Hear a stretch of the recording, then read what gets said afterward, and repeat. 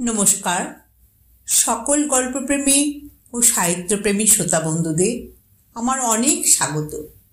আমার আজকের নিবেদন শীর্ষেন্দু মুখোপাধ্যায়ের একটি ছোট গল্প, দুই পালোয়ান। পালোয়ান কিশোরী সিংয়ের যে ভূতের ভয় আছে তা কাকপক্ষিতেও জানে না। কিশোরী সিং নিজেও যে খুব ভালো জানত এমন নয়। আসলে কিশোরীর ছেলেবেলা থেকে বিখ্যাত লোক, সর্বদাই চেলা চামুন্ডারা তাকে ঘিরে থাকে। একা থাকার কোনো সুযোগই নেই তার। আর এ কথা কে না জানে যে একা না হলে ভূতরা ঠিক সুবিধে করে উঠতে পারে না, যোগ পায় না। সকালে উঠে কিশোরী তার সাকরেত আর সঙ্গীদের নিয়ে হাজারখানেক বুকডল আর বৈঠক দেয়। তারপর দঙ্গলে নেমে পড়ে। কোস্তাকুস্তি করে ভিস্তর ঘাম ঝরিয়ে দুপুরে একটু বিশ্রাম। বিকেলে প্রায় কারো না কারোর সঙ্গে লড়াইতে নামতে হয়। সন্ধ্যের পর একটু গান বাজনা শুনতে ভালোবাসে কিশোরী। রাতে সে পাথরের মতো পড়ে এক ঘুমে রাত কাবার করে। তখন তার হাত পা দাবিয়ে দেয় তার সাকরেতরা। এই নিশ্চিত্র রুটিনের মধ্যে ভূতেরা ডোববার কোনো ফাঁকই পায় না। গণপতি মাহাতো নামে আর একজন কুস্তিগির আছে। সেও মস্ত পালোয়ান। দেশ বিদেশের বিস্তর দৈত্য দানবের মতো পালোয়ানকে সে কাজ করেছে, কিন্তু পারেনি শুধু কিশোরী সিংকে। অথচ শুধু কিশোরী সিংকে হারাতে পারলেই সে সেরা পালোয়ানের খেতাবটা জিতে নিতে পারে। কিন্তু মুশকিল হলো, নিতান্ত বাগে পেয়েও নিতান্ত কপালে ফেরে সে কিশোরীকে হারাতে পারেনি। সেবার লখনৌতে কিশোরীকে যখন চিৎ করে প্রায় পেরে ফেলেছে, সেই সময় কোথা থেকে হতচ্ছাড়া মশা এসে তার নাকের মধ্যে ঢুকে এমন পনপন করতে লাগলো, হাঁচি না দিয়ে আর উপায় রইল না তার। আর সেই ফাঁকে কিশোরী তার প্যাচ কেটে বেরিয়ে গেল।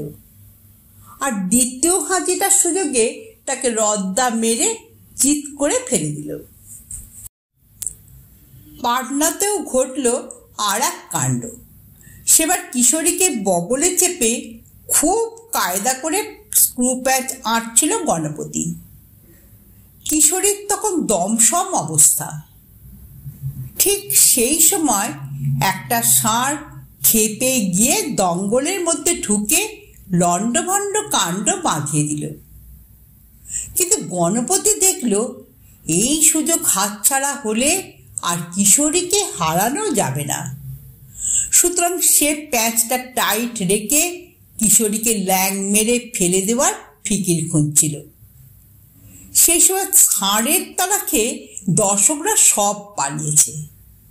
আর ষাঁড়টা কাউকে না পেয়ে দুই পালোয়ানের দিকে তেড়ে এলো।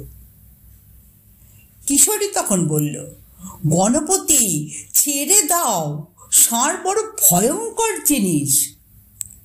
গণপতি বলল, ষাঁড় তো ষাঁড়, স্বয়ং শিব এলেও ছাড়ছি না। ষাঁড়টা গুঁতোতে এলে গণপতি অন্য বগলে সেটাকে চেপে ধরল। সেটি কি সাংঘাতিক লড়াই হয়েছিল তা যে না দেখেছে সে বুঝবে না। দেখেছেও অনেকে। গাছের ডালে ঝুলে, পুকুরের জলে নেবে, বাড়ির ছাদে উঠে যারা আত্মরক্ষা করেছিল তারা অনেকেই দেখেছে গণপতি লড়াই করছে দুই মহাবিক্রম পালোয়ানের সঙ্গে, ষাঁড় এবং কিশোরী সিং। গাছের ডালে ঝুলে, পুকুরে ডুবে থেকেও সে লড়াই দেখে লোকে চেঁচিয়ে বাহবা দিচ্ছিল গণপতিকে। ষাঁড়ের গুঁতো, কিশোরীর হুঁড়ো, এই দুইকে সামাল দিতে গণপতি কিছু গন্ডগোল করে ফেলেছিল ঠিকই। আসলে কোন বগলে কে সেইটাই গুলিয়ে গিয়েছিল তার।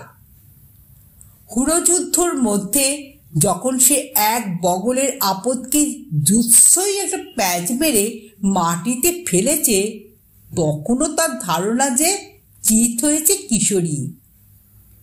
কিন্তু নসিব খারাপ, কিশোরী নয়, চিৎ হয়েছিল ষাঁড়টাই। আর সেই ফাঁকে কিশোরী তার ঘাড়ে উঠে লেঙ্গুরটি প্যাচ মেরে ফেলে দিয়ে জিতে গেল।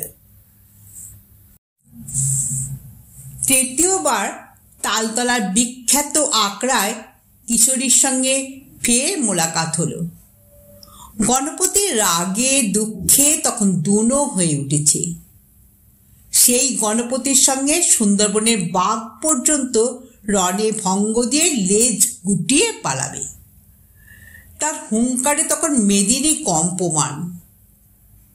লড়াই যখন শুরু হলো তখন লোকে বুঝে গেল আজকের লড়াইতে কিশোরীর কোনো আশাই নেই। কিশোরী তখন গণপতির নাগাল এড়িয়ে পালিয়ে বেড়াতে ব্যস্ত। ঠিক এই সময় ঘটনাটা ঘটল।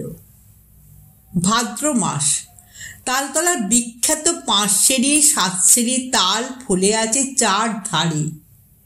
সেই সব চ্যাম্পিয়ন তালদের একজন সেই সময় বোঁটা ছিঁড়ে নেমে এলো নিচে, আর পড়বি তো পর সোজা গণপতির মাথার মধ্যিখানে। গণপতির ভালো করে আর ঘটনাটা মনে নেই, তবে লোকে বলে তালটা পড়ার পরই নাকি গণপতি কেমন স্তম্ভিতের মতো দাঁড়িয়ে গালে হাত দিয়ে কি যেন ভাবতে লাগলো। সে যে লড়াই করছে তার প্রতিদ্বন্দ্বী যে কিশোরী এবং সতর্ক না হলে যে বিপদ তা আর তার মাথায় নেই। তখন সে নাকি গালে হাত দিয়ে হঠাৎ বিড়বিড় করে তুলসীদাসের রামচরিতমানস মুখস্থ বলে যাচ্ছিল।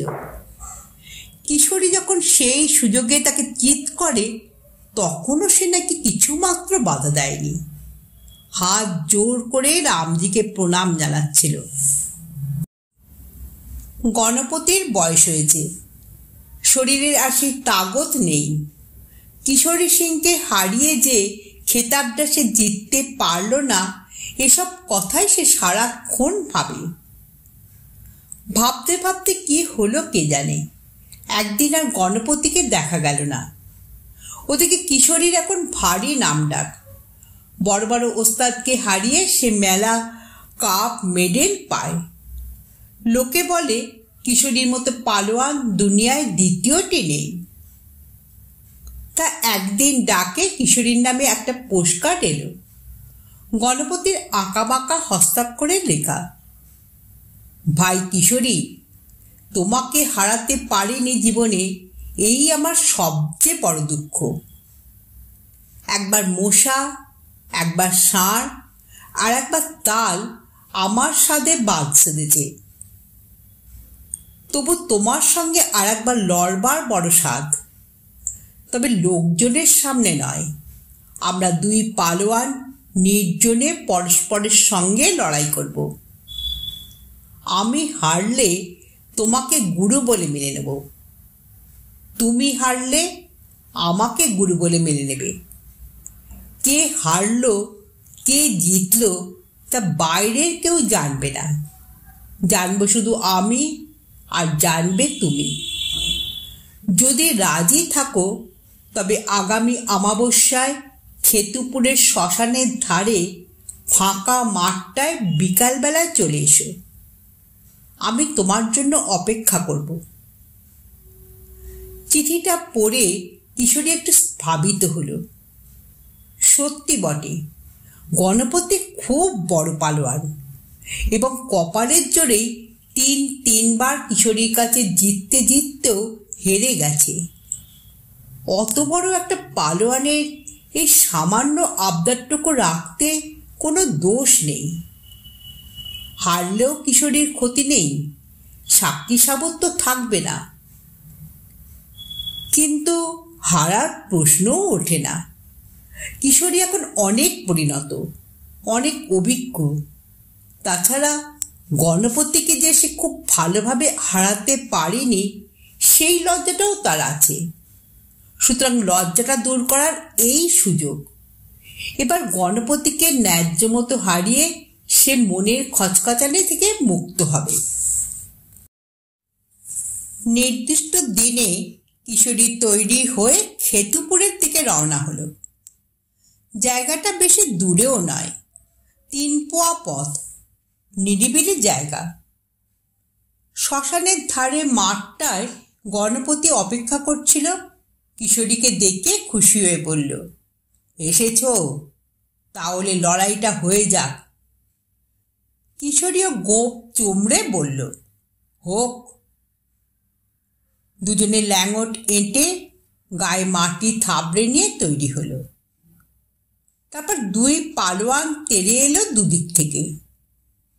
কিশোরী ঠিক করেছিল পয়লা চোটেই গণপতিকে মাটি থেকে শূন্যে তুলে ধবিপাট মেরে কেল্লা ফতে করে দেবে। কিন্তু সপাটে ধরার মুহূর্তেই হঠাৎ ফোঁ করে একটা মশা এসে নাকে ঢুকে বিপত্তি বাঁধালো।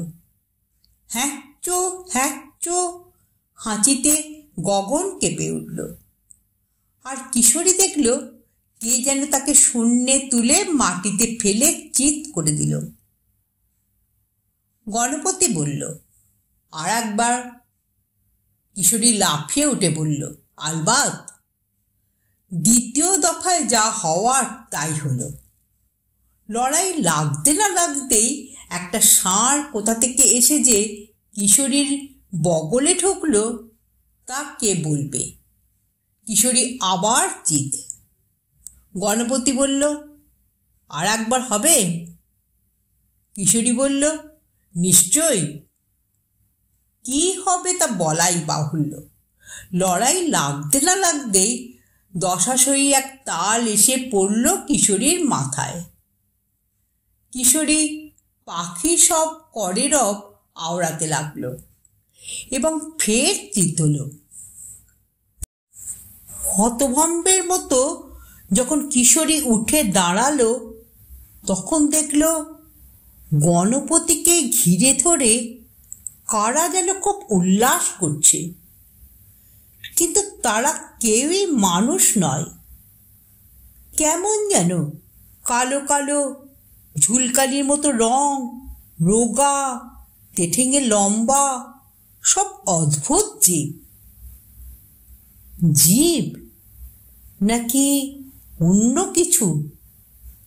কিশোরী হাঁ করে দেখল গণপতিও আস্তে আস্তে শুকিয়ে কালচে মেরে লম্বা হয়ে ওদের মতোই হয়ে যেতে লাগলো।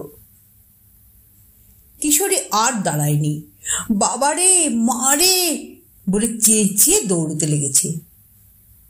কিশোরী পালোয়ানের ভূতের ভয় আছে এ কথা এখনো লোকে জানে না বটে, কিন্তু কিশোরী নিজে খুব জানে।